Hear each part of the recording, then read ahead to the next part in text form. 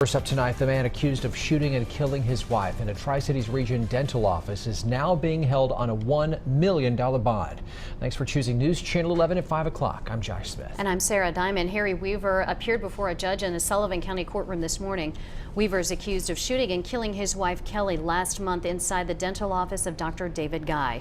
A judge in Kingsport General Sessions Court set Weaver's bond initially at $250,000, but Sullivan County District Attorney General Barry Staubus requested Weaver's bond to be increased to $1 million. And now Jordan Moore is joining us. She was in the courtroom when a judge decided to increase Weaver's bond. That happened just a couple of hours ago. Well, Josh, Sarah, good evening. From the time they brought Harry Weaver into the courtroom, still in a wheelchair, to the time he left, it was only a couple of minutes. But this is our first look this evening at a man accused of killing his wife inside a Colonial Heights dentist office last month. Now, during today's hearing, all the judge did was appoint Weaver a public defender and temporarily increase his bond from $250,000 to $1 million. The state tells me at a hearing later on this month, we're expected to hear testimony from family, and they will also have an official bond hearing determine what that bond should be moving forward.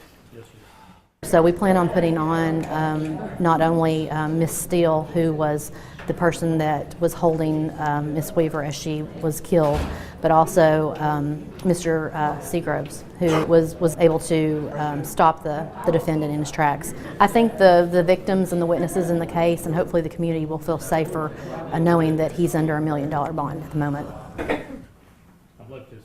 And the state added they are anticipating they will amend some of the charges against Weaver. One example, they say they plan to add a felony reckless endangerment charge because at the time of the shooting, they say there were several other people, including patients in that dentist office, that could have easily been hurt or even killed. And Josh, Share, that next hearing is scheduled for March 22nd.